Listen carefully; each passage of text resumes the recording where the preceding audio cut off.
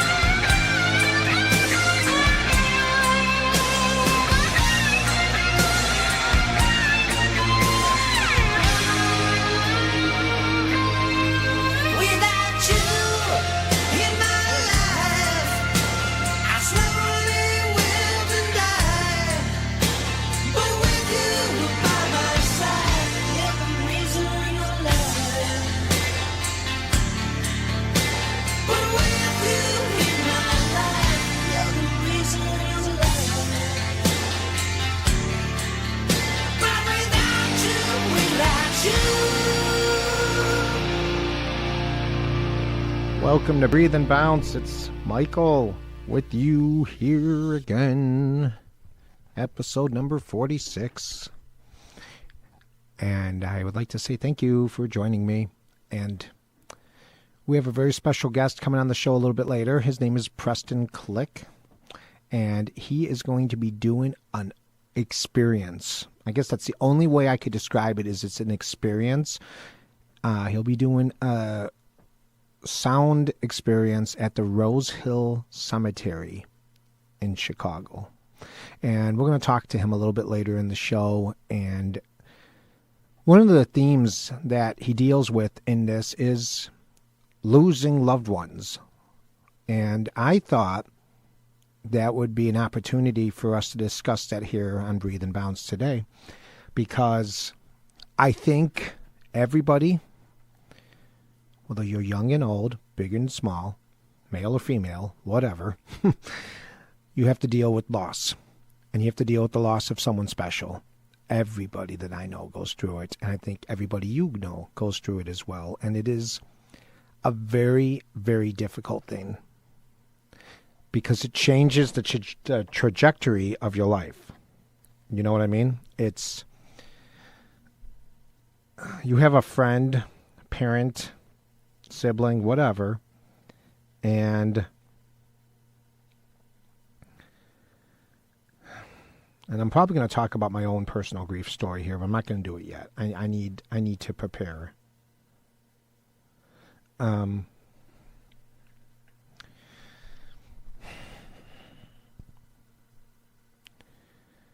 So I think when it comes to this whole thing, is it's like we all go through our day-to-day things. We call up our parents, we speak to brothers and sisters. Maybe we have a good friend, and we have a spouse. You have a spouse, and you go to bed together every night. Maybe you watch TV, maybe you read books, maybe you do things that I'm not going to speak about. And then one day that's all over with. It's gone. It's snatched away from you. Maybe something sudden happens. Maybe they have a heart attack or a brain aneurysm, something completely unexpected that takes them out of life. And their number is called, and they get to go see God. And that's very tough for all the people they leave behind. And I think when people deal with that, it's hard. We always talk about 7 stages of grief. And it's quite a timeline you go through, You obviously, it always starts with denial. I think anything bad that happens always starts with denial. It's 'cause it's very hard to accept that this person is no longer going to be in your life. You're never going to see them again. Then you start to feel, guilty about what have I done? I should have done something. I could have stopped this, which, quite frankly, you couldn't have. Things happen. There's no explanation. There's no warning. There's nothing. Then, of course, comes the anger part. And with anger, you're angry that they were taken from you. You're angry because maybe you feel like you did something wrong, and you're mad at yourself, and then comes the bargaining. The bargaining is what happens when you're trying to, make some reasons why this could have happened. And then, of course, you have the grief, the depression, and then the acceptance. I don't know if that was 7, but those are the stages of grief that I'm aware of. And it's quite a roller coaster ride. And one thing about when you lose someone special, you think you see them places, you think you hear their voices, you think that there's a lot happening. And grief doesn't just come from death. Grief also comes from the loss of a relationship, whether it be, a spouse leaving you, a friend moving away. But I think, just to kind of stick with the theme of what Preston's doing, I want to kind of stick with the loss of life. And very difficult. And I'm going to talk to you about my own personal experience here in just a moment. Notice me, take my hand. Why are we strangers when our love is strong? Why carry on without me? Every time I try to fly, I fall without my wings. I feel so small. I guess I need you, baby. And every time I see you in my dreams, I see your face. It's haunting me. I guess I need you, baby.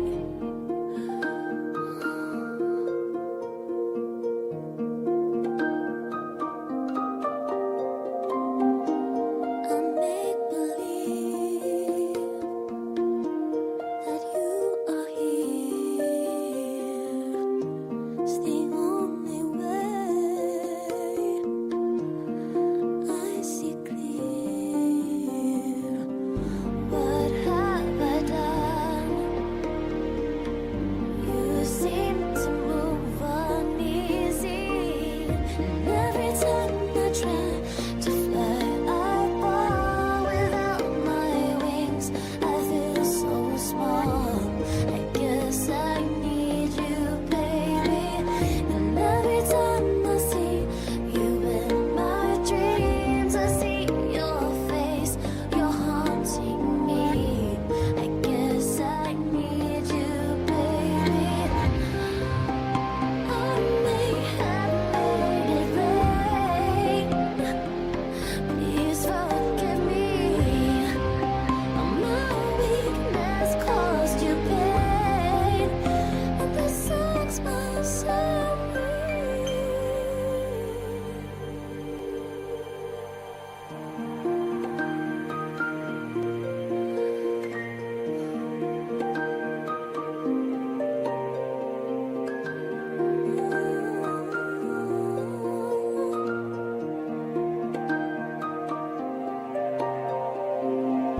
At night I pray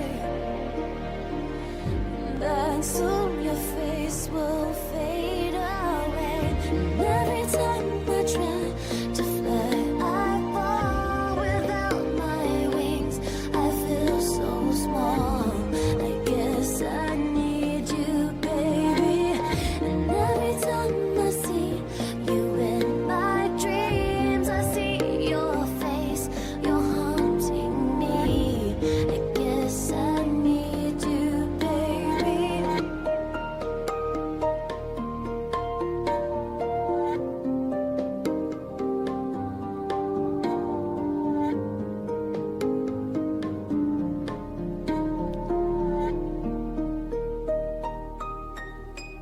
I don't know if that song touches you the way it touches me, but it's just really, I don't want to get too far off topic here, but it sounds like it was like a real big cry for help, I believe. And, sometimes people have to listen for those cries for help because they are, they're right in our face. And, when one of the things when we talk about loss and death, obviously, is people leaving us by their own choice. And I think it's important to really feel people really pay attention, because when people are gone, they're gone. There's no bringing them back. We don't have the technology to bring people back yet. Yeah, maybe 50 years, 100 years, 200 years down the road it might happen, but for right now, in this day and age, in 2024, we cannot do that. So the only thing we can do is, I think it's important to show the ones that we love them. I think sometimes they're going to push back on you, but I think you just have to show them love. No matter what. And On a personal note, what I wanted to talk about really was my mother. It was back in May 1999. I think it was just before her birthday. It was like the 28th or the 29th. I don't know the exact date. I remember the night before, my mom and my dad and I went out to eat at dinner at Giordano's in Rosemont. And it was probably one of the happiest memories I have of my mom and my dad and me being together. And I'm going to tell you something about my dad. I don't have too many happy memories about that man. But this was one of them. And I remember the day after, I stopped by the house and I talked to my mom. And we talked for a couple hours at the kitchen table about stuff. And she told me she was proud of me because I was turning a corner in my life. I was doing a lot better. I was in college. And I was, trying to make everything happen, And things were starting to level off in my relationship. Things were starting to go good. And then a couple days later, I got a call from my dad. My dad never calls me at work. And he told me that my mother had collapsed at work. She worked over on, I don't know if you're familiar with Schaumburg, but Schaumburg's got these two giant towers on Martingale Road.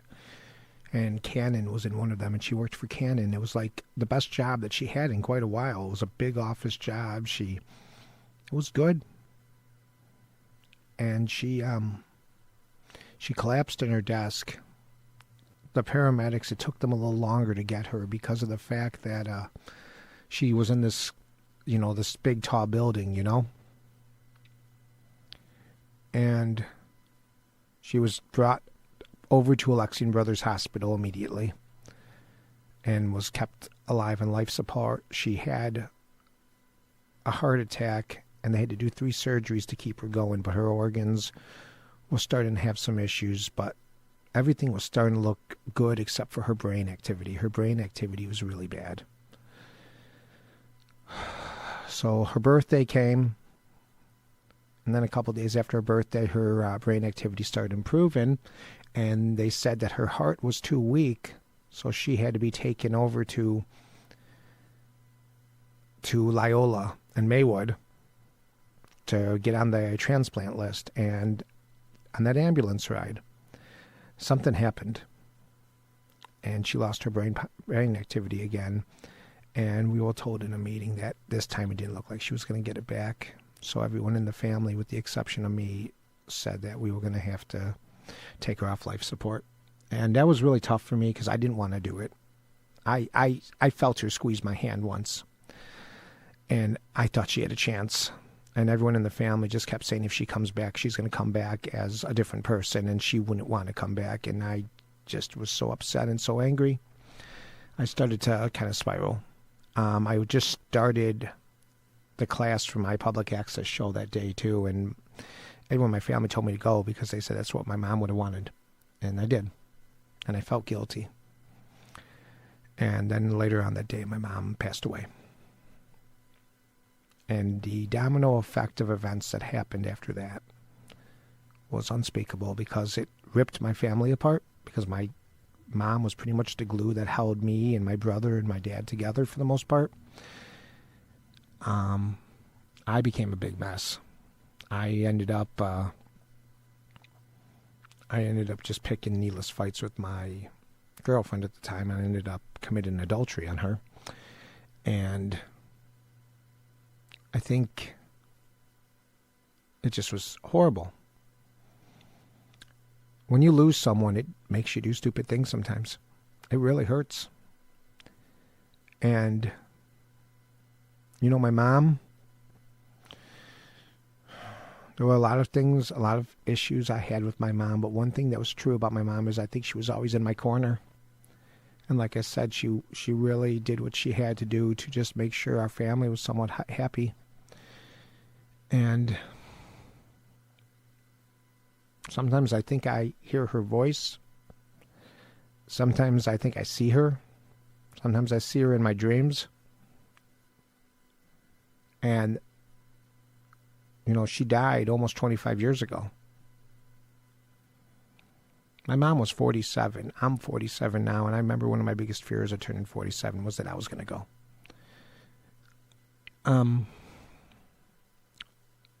So, I mean, when you lose someone, especially at a young age, it's really tough to come back from, but, you know, anyone can come back from it. You just have to find the strength. Find whatever it is you can find. Because at the end of the day,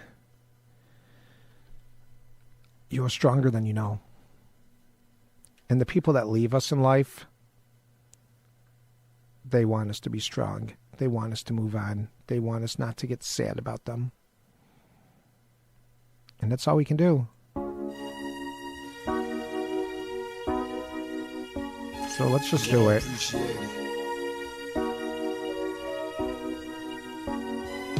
When I was young, me and my mama had beef, 17 years old, kicked out on the streets. Though back at the time, I never thought I'd see her face. Ain't a woman alive that could take my mama's place. Suspended from school, I'm scared to go home. I was a fool with the big boys, breaking all the rules.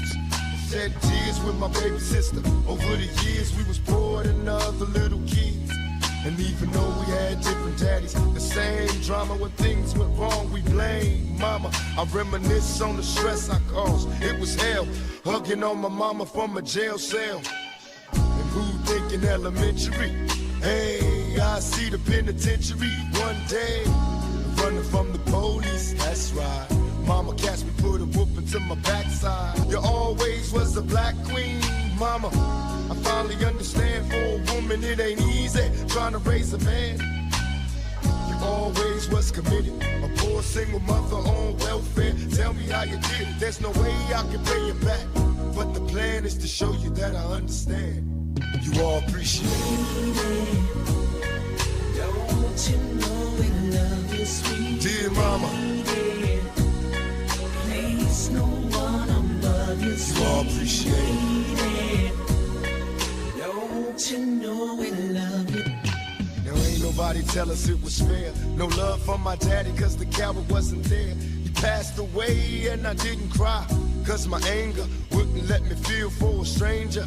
They say I'm wrong and I'm heartless, but all along I was looking for a father, he was gone. I hung around with the thugs, they showed a young brother love. I moved out, started really hanging. I needed money of my own, so I started slanging. I ain't guilty, cause even though I sell rocks, it feels good putting money in your mailbox. I love paying rent when the rent's due. I hope you got the diamond necklace that I sent to you. Cause when I was low, you was there for me. You never left me alone because you cared for me. And I can see you coming home after work late. You're in the kitchen trying to fix us a hot plate. Just working with the scraps you was given. And mama made miracles every Thanksgiving. But now the road got rough, you're alone. You're trying to raise two bad kids on your own. And there's no way I can pay you back. But my plan is to show you that I understand. You all appreciate it. Don't you know we love you, sweet And dear mama, place no one above you, sweet you all appreciate it. Don't you know we love you? Pour out some liquor and I reminisce. Cause through the drama I can always depend on my mama. And when it seems that I'm hopeless, you say the words that can get me back in focus. When I was sick as a little kid, to keep me happy there's no limit to the things you did. And all my childhood memories are full of all the sweet things you did for me. And even though I act crazy, I gotta thank the Lord that you made me. There are no words that can express how I feel. You never kept a secret, always stayed real. And I appreciate how you raised me and all the extra love that you gave me. I wish I could take the pain away. If you can make it through the night, there's a brighter day.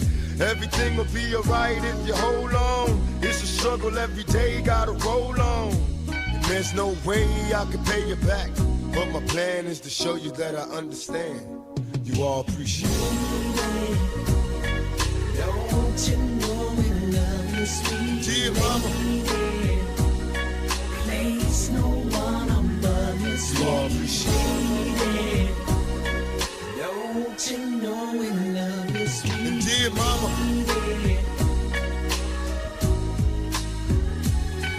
dear mama,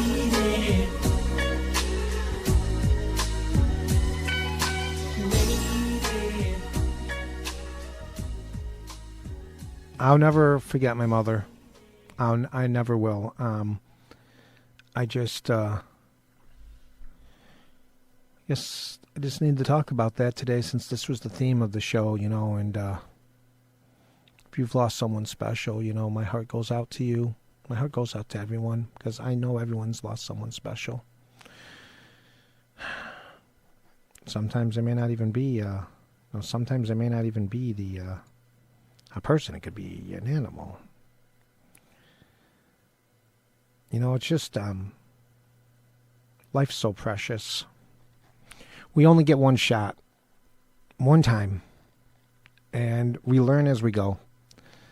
You know, life is the ultimate practice because you practice everything you can in life to be better, to do better. And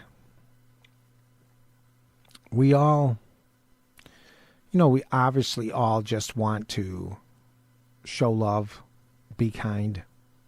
Some of us don't know how, but some of us can learn. I can tell you right now that I have definitely had my struggles with that, but I learned. I learned how to be kinder and wiser. I didn't hit it all the way, but as time went on, I got a little better. And you're looking at someone that's been practicing this from birth. And maybe everyone else is too.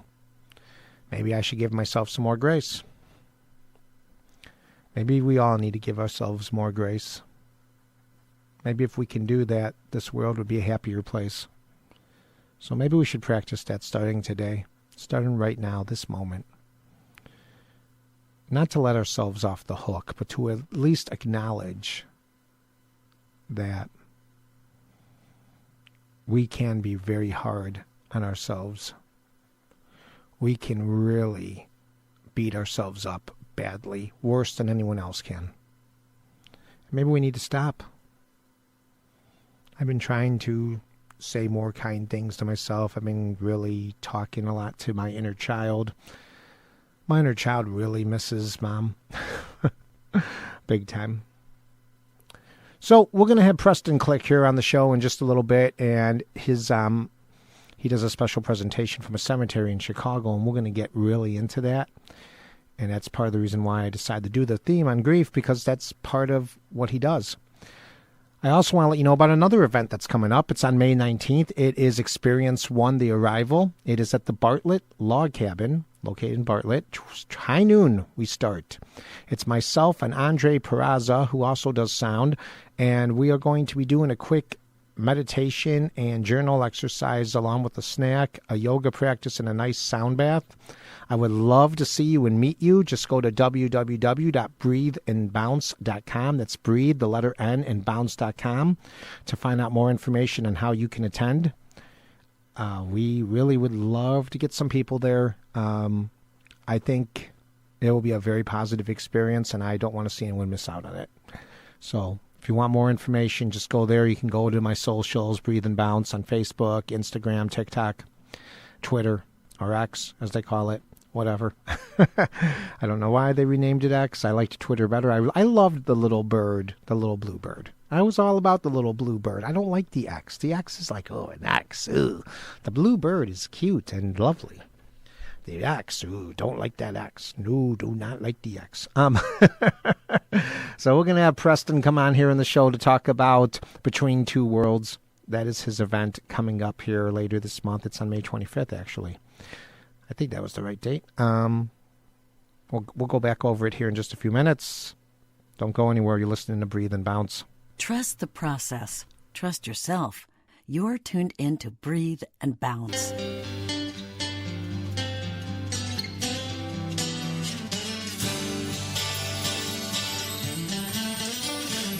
pictures of you, all this still on my mind. Had the smile that could light up the world. Now it rains, it seems the sun never shines.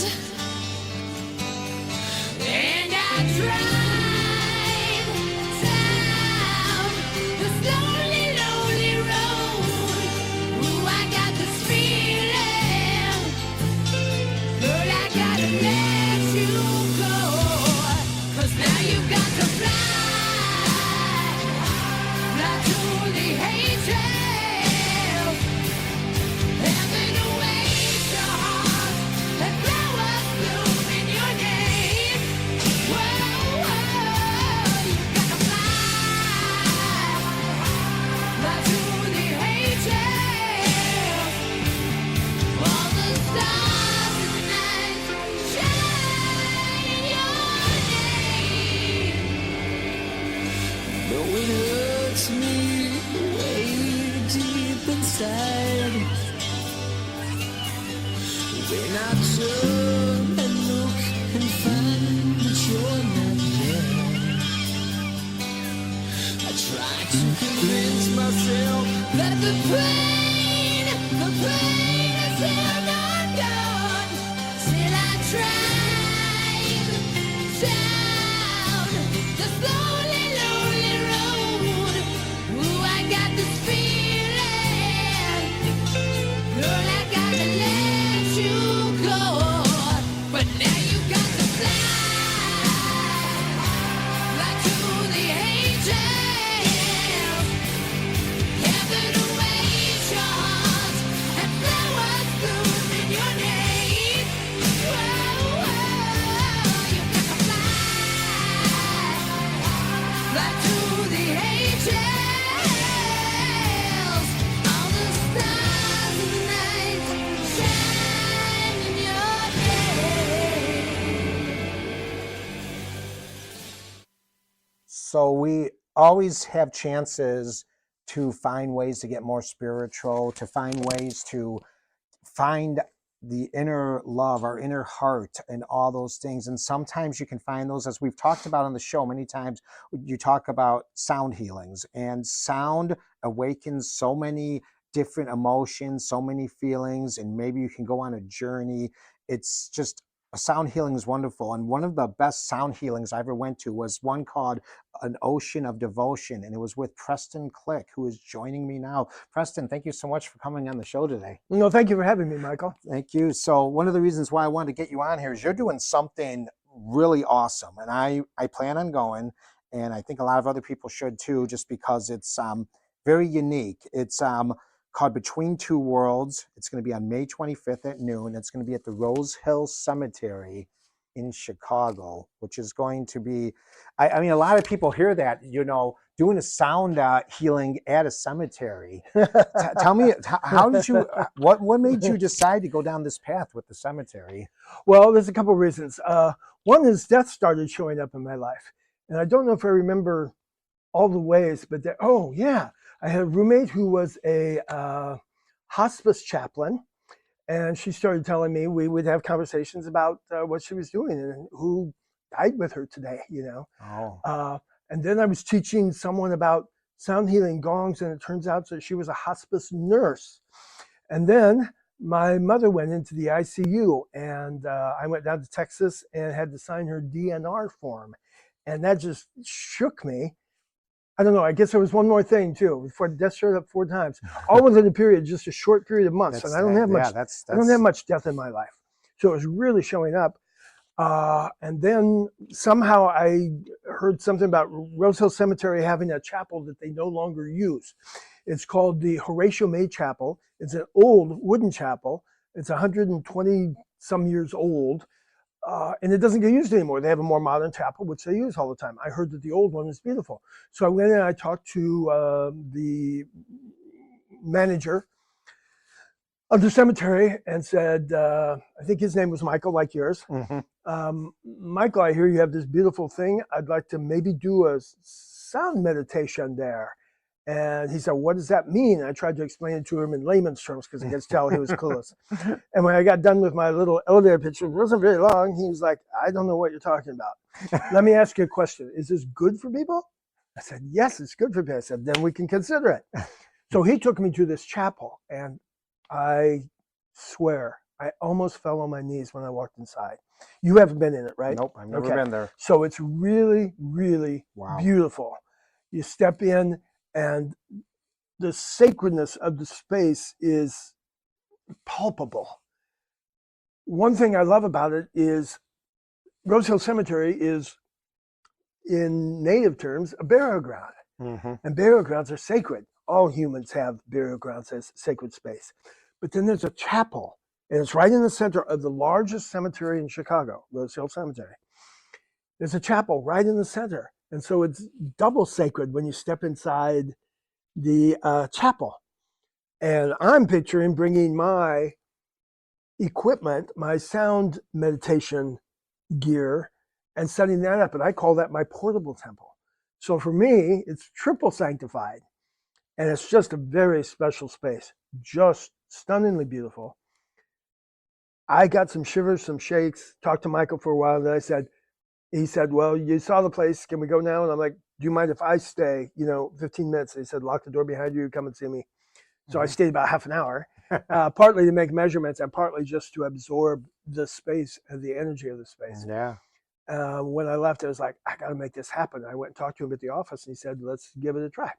And so we set it up, and I think this is the 7th or 8th one I've done now. Wow. I do it twice a year, once in the late spring and once in the early fall. So it's not 6 months apart, it's about 4 months apart, 5 months, because the place doesn't have air conditioning.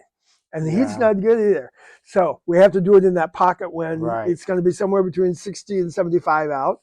And again, in the fall when it's 60 to 75 degrees out, because the space is, it's kind of like Memorial Day and then Labor Day, yeah? Maybe, yeah. That's kind of like the beginning of the summer and the end of the summer. Sure. And that's kind of when the I haven't quite weather's put the it together, best, but right? that might be good. Yeah. So tell me a little bit, let's go back to the beginning. How did you Sure. get into sound design and sound healing anyway? What brought you down this path before you even started talking about cemetery, just getting a gong and getting bowls and all the other wonderful instruments that you play? I was a rock musician for most of my life. Oh. Rock in the broad sense. Okay. I wasn't always rock, but let's just say that, 4-piece, 5-piece band of sorts. And, some of my bands got relatively big, and I'm not trying to blow anything out of proportion, not big at all, but relatively big. We opened for the Smashing Pumpkins a few times. I've headlined Metro. What was the band that you were in? They headlined the Pumpkins? No, sure. Or all of them, because there's a lot. You were in a lot of bands. I've been in 6, 7, 8 bands. What Is there a band that most people would know that you were in? Well, like I said, we never got really big. Okay. The band that's probably most well known for me is Big Hat. Okay. And we played on the side stage at Lollapalooza. We headlined Metro many times. Okay. We were at the Vic, but I was in other bands too. I'm not even going to list them.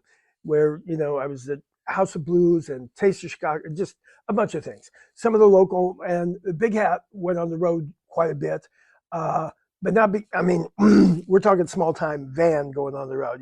5 people in a van and driving to Ohio and making a stop and playing. And the next night in Pennsylvania, is that the right direction?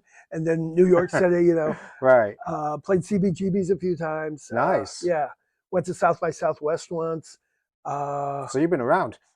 I was around at that time. Yes, I used to do the van thing. So how did you transition from being a rock musician to the artist that you are There's today? a couple parts around that. Okay. And one is bands have a lot of politics.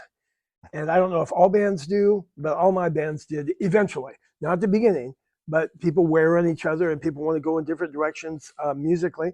And some people want to play gig a lot. I was one of those. I was always pulling the train of my bandmates. Let's play. And we would settle for going out 3 weekends a month out of 4. But that was too much for some people in the band. And it was really frustrating to me because I wanted to play more. I wanted to make my living and I wanted to go out and play. I just love it. Exactly. And other people, it's a little more of a hobby. And, I can see it better now that we're away from it, and going out 3 weekends in a row when your boyfriend or girlfriend is at home and you're like, I'm missing. Yeah. wow. And then you get in, if you play Friday, Saturday, Sunday, if you play in the Quad Cities on Friday and then Waterloo on Saturday and Des Moines on Sunday, and then you come back and you get in at 4 a.m, and then you got to work the next day, which most of us had day jobs of some sort. It wasn't always 8 in the morning jobs, but it was rough on people. It was really rough. Yeah. So the politics arose and the bands broke up.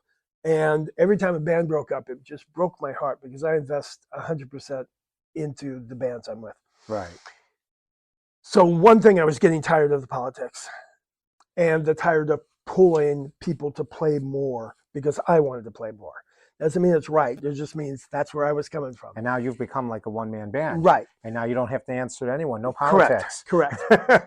That's the way to do it. But the other thing, and this is a very major part of it, is something was missing, but I didn't know what it was. Something was missing in playing in rock bands and playing at a bar that's maybe smoky or smelly, and some of the people are drunk and some people aren't. But it's just like, this isn't quite my scene, but at least I'm playing music with my friends. Original music, always played original music. Everything was original music. At least I'm playing music with my friends, and I love the creativity, etc.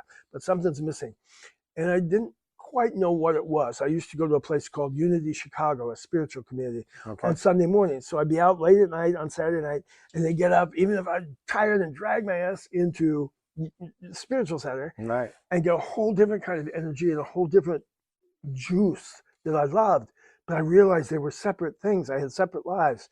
Music on, at the bars, and spiritual, heart-centered transcendence virtues on Sunday morning. And I actually had asked a prayer chaplain, Scott, to say a prayer for me, and I started crying when I asked him. I wasn't expecting that. I started crying, can you bring these two separate parts of my personality together? I got one foot in this world and one foot in this world. And he said a beautiful prayer, and it actually started to come together. And that's when I discovered that there were musical instruments, which I love, that induced meditation, altered or higher states of consciousness, and spiritual insight. And so I started focusing that road. And when my last band broke up, I just never looked back and started doing it. And yes, absolutely, to get back to your point, there was no more arguing about how often to go out, because I could go out as often as I wanted. As long as I could book a gig, I could go out. And I was the only one who could say yes or no to it, And it was just like, oh, this is great. I have a certain independence I didn't have before. Exactly. And I'm not all about being independent. I love bands. But, there was a big downside, and it was getting to me. So now I just, I book gigs. I go out and I play them. I'm committed to them. I always show up. I always show up early. I do my thing. I get a good reputation for what I do. I could say musically, sound-wise, for the event that I lead, I have a good reputation. But I also have a good reputation for being responsible and showing up, like I said, early, and being hassle-free. I don't ever try and cause problems. So it all just worked out in my favor. And now I play. Now these days I do maybe 10 events a month, and that may not sound like a lot, but don't forget, I have to book every one of those. And I have to promote every one of those, almost every one. Some I don't have to promote. If it's a birthday party at somebody's house, I don't promote it, And I have to show up and do it. And by have to, I really mean get to, because I love what I'm doing. Yeah. And it shows. I mean, I was at the Sun and Moon Yoga in Park Ridge a couple weeks ago. That was just amazing. And the first time I saw you actually was at the Fox Valley Med Spa. You were there? Do you remember the well, they don't have it anymore now. Now it's like chiropractors and all this other stuff, but that Himalayan salt room, which was like beautiful. And I remember you were there. That's the first time I ever saw you, was actually there. And I mean, and it was such a cool place because they were doing yoga there, and then Aslana was doing her own sound healings and stuff there, and it's a wonderful place. I still go there for other stuff, just never yoga. And then I got certified to teach yoga, and I'm like, Julie, I'm ready, I can teach. She's like, I'm not doing yoga anymore. I'm like, okay, I'll go somewhere else then. So, but yeah, I know how much effort you put into your into all your events, and it's wonderful. And I take it that part of the reason we're talking is because you were impressed with what happened the first time. 100%. Can you tell me any story about what you went through?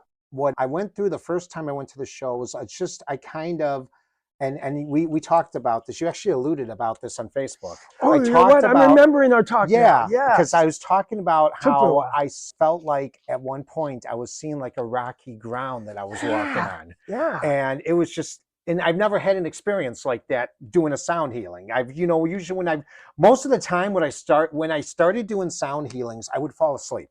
For the most part, that's what would happen to me. I would always fall asleep during a sound healing, which was great because I need to relax because, other than doing this, I obviously, own businesses and I do all this other work.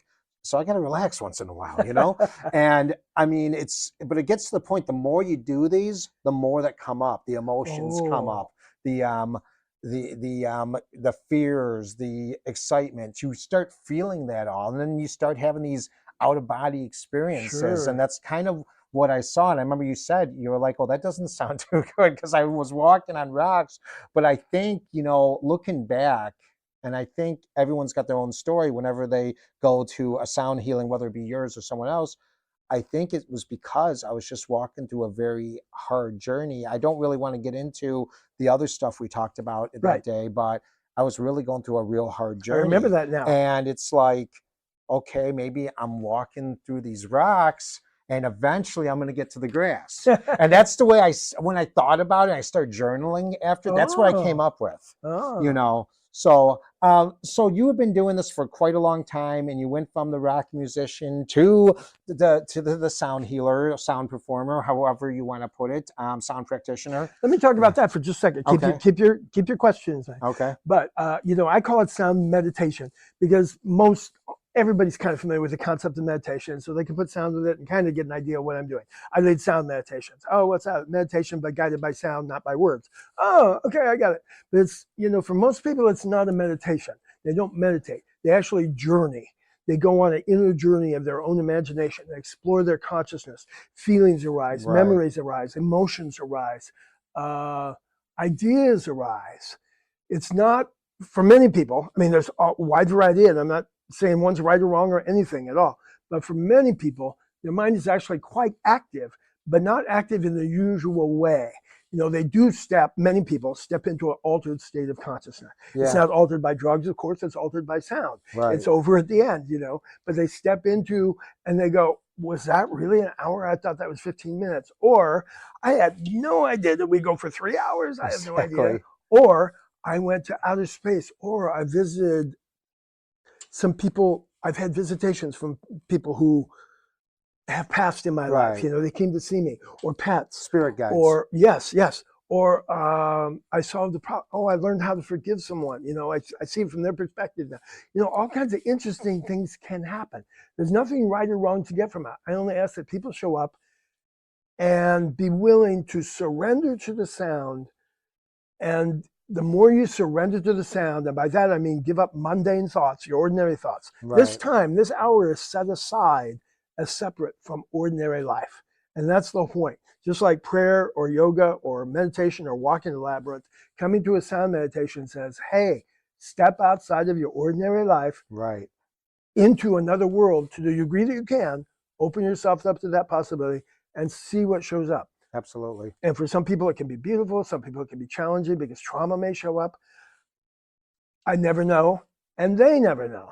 I start my events gently with crystal bowls, and I end them gently with beautiful chimes and little things like that, an ocean drum, so that whatever someone's trip is on, by the end, even if they went into a challenging place or some trauma came up, that they get soothed and washed clean.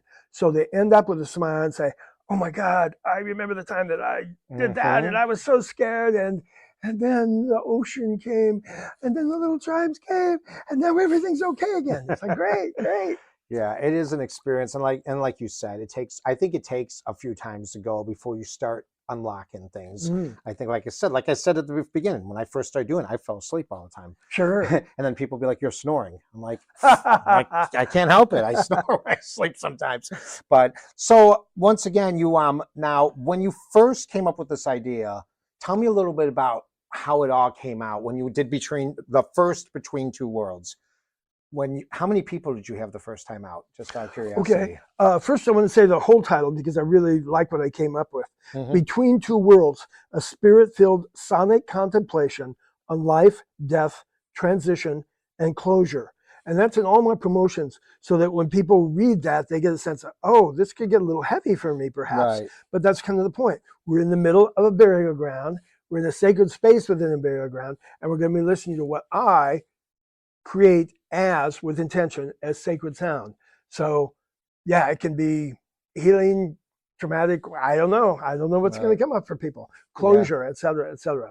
What was your question again? So basically, I'm asking, when you did it the first time, just walk me through a little bit about how it went the first time. I mean, you told us about how you ended up booking the gig, so to speak, but then how many people ended up showing up, and what kind of things happened, and how did it feel for you actually performing sound in this place that you spent a half an hour kind of in awe of? Sure. Well, it was a magical experience. It was a transcendent experience. It was a spiritual experience for me and for many of the people. Not everybody, you know. Right. There's such a variety of people. Some people probably were bored. Nobody ever tells me that, you know. People are typically rude. I don't think you can be bored during well, a meditation. maybe I would like to think that. But you know, some people fall asleep. Some people meditate. Some people see it as a concert or hear it as a concert. I think some people see it as a concert. I think some people keep their eyes closed, but that's rare. But most people go on, like I said, that inner journey. They're exploring their own consciousness, being guided. Oh, this is so humbling. Being guided by me. My life story has turned out to be that I am a guide with sound. And there's a lot of responsibility that comes with that. And I accept that responsibility. In fact, I relish it. I take it on. It's like, this is what I'm supposed to do. I'm supposed to help people, guide them into and through very personal, subjective experiences that I don't know what they're going through. Remember when we talked at the end of the Fox River one, you know, I had no idea you were going to tell me the things you told me. Right. And I couldn't have known, right? Nope. Yeah, I couldn't have known. They were very personal. And someone else came up and told me personal, you know, and someone else came up and told me personal. People go through personal experiences. They're all hearing the same sound at the same time in the same room, and yet having very different experiences, including, like I said, somebody falling asleep or just seeing it, watching it. Right. But some people go through some heavy crap. Yeah. And some people tell me about those experiences, and it's wonderful. So going back to my first time at Rosehill Cemetery's Horatio May Chapel. First of all, it's complicated for me to set up in there just to get to some practical matters. There's some stairs to go up, and I got to haul a bunch of gear in because I do more there than I do at other places. Right. I do the event differently, and I have to. There's no cushions or anything. It's all pews, or you're laying on tile floor. You know, it's like, this is not comfortable. So I bring yoga mats and cushions and pillows and some chairs, and have to set all that stuff up. You know, and it takes me. I get there at 9 and it starts at noon. So yeah, I get there at 8:30. It starts at noon. So I'm setting up for 3 hours, let's say. And I got it set up successfully the first time, which I was really proud about. And then people started arriving, and that was really nice. And I think about 40 people came maybe the first time. Wow. And I've had it as high as close to 60, somewhere between 40 and 60 all the time. So there's quite a few people around. And they all, again, this is also humbling. People are talking. It's never noisy, but people are talking. Some people aren't. And then when I start talking and say it's time to start, it just shuts up and there's silence. And people are waiting for me to guide them, which means they're trusting me to guide them. And that trust, I never want to betray that trust in any way. So my focus is always to be the best gongadeer, I say, the best gongadeer I can be, the best gong whisperer. But it's not just gong. Of course, there's many other instruments I use. You know that. Really, it comes down to being the best guide I can be. Right. The best spiritual guide. Oh, someone just put it really nice. Somebody just sent me something that said, you are a Sherpa to one's inner worlds. I was like, oh, that's nice. Yeah, Sherpa. That's cool. I like that. I'm the guide. You're going to have your experience, but I'm going to try and make sure you don't fall. And I'm going to try and guide you on a path that may be somewhat dangerous going up this trail. but I'm there with you. I'm Right. there with you. And you're just going to keep people safe and make Right, sure right. that, you know, And it's people- not, I keep talking about trauma and danger. It's not that for many people, but for some people it is. Right. And those, I have to watch out for that side. Yeah, I mean, for just others, it's just meditation or relaxation, And if they come and just get relaxed and they don't have anything deeper than that, that's fine. Right. And it's just, people, yeah, I mean, obviously there's going to be things that trigger people. Some of the sounds are going to trigger Sure. certain reactions. What have you ever had a situation where you've had to bring someone down and kind of like calm them down, or you had to stop a show or anything like that? Or I understand your work? question, and the Mhm. answer is no. That's beautiful. And I've done this 1,200, 1,400 times. That's so awesome. I've done a lot. I've never had anyone get into a space that they couldn't handle, or a space that didn't, like I said, I'm careful with how I end my events. Right. So anyone who went there and tells me afterwards, perhaps, wow, I was in this motorcycle accident and I went right back to it and da-da-da happened and da-da-da happened and I was so scared and I remember the fear I was going through. But by the time we got done, I realized I had just walked through it again and I'm okay. And here I am. I am okay. It's been 3 years, 2 years, I'm okay. And now I just re-experienced it and I'm still okay. I am okay. So thank you for that. In fact, one woman, here's an example. This doesn't happen often, but this is one of the peak examples of things that can happen. There is exactly a woman who was in a motorcycle accident. Okay. And she almost lost her life. And motorcycling was her favorite thing. And she had motorcycled in, I believe it was 2 years, but it may have been 3 years. And she was going to talk therapy and trying to get through it and was not getting through her trauma. She came to my session in Indiana. And at the end, she told me her little story. And then she told me, I'm going motorcycle riding tomorrow. And I'm Wow. like, what? That's awesome. Now, just because she said that doesn't mean that will happen. Yeah. You can have a high from something and it Exactly. can And you disappear might have before you get second home. thoughts, you get on the motorcycle. and Right, you might right. be like, I don't know. But about she this." came to the next one and said, I ride my motorcycle again now. That's awesome. And she said, I went to my talk therapist on Monday. This was on a Sunday in Indiana. I went to my talk therapist on Sunday. And as soon as she opened the door to let me in, she said, whoa, what's up with you? Your energy's totally different. I mean, without any dialogue about what had happened. And the woman, let's just call her my client. She's not exactly a client, but you get the point. Yeah. My client said to her therapist, I went to the sound meditation and I got rid of a lot of stuff. I discharged, I released. Yeah. And Exactly. and that was her last talk therapy session. And that's the And she had beautiful been thing, going for 2 years. the release. So I'm not saying this is better than talk therapy. I'm not saying that. No. Whatever works. But I am saying for some people, it's miraculous. And this is, one of the peak stories that I hear. This woman moved past her trauma. She moved past her trauma. She rides bikes now. No, that's so cool. That's And it awesome. wasn't just a one night thing because I saw her months later. I go there every 3 months, It was 3 months and she didn't ride her bike for And 3 you months. saw her on the motorcycle. Yeah, right. It's awesome. Yeah. So the event, once again, it's on Saturday, May 25th, high noon. It is Between Two Worlds, a spirit-filled sonic contemplation on life, death, transition, and closure. It's at the Rosehill Cemetary in the Horatio May Chapel, 5800 North Ravenswood, Chicago, which isn't too deep into Chicago. So, if you're kind of on the outskirts of Chicago, it's like right when you get into the city, practically. If you want to get more information, you can go to www.klik.love. That's Preston's last name, Klik, KLIK.love. Preston, thank you so much for coming on the show today. It has been such a pleasure to have you on here today.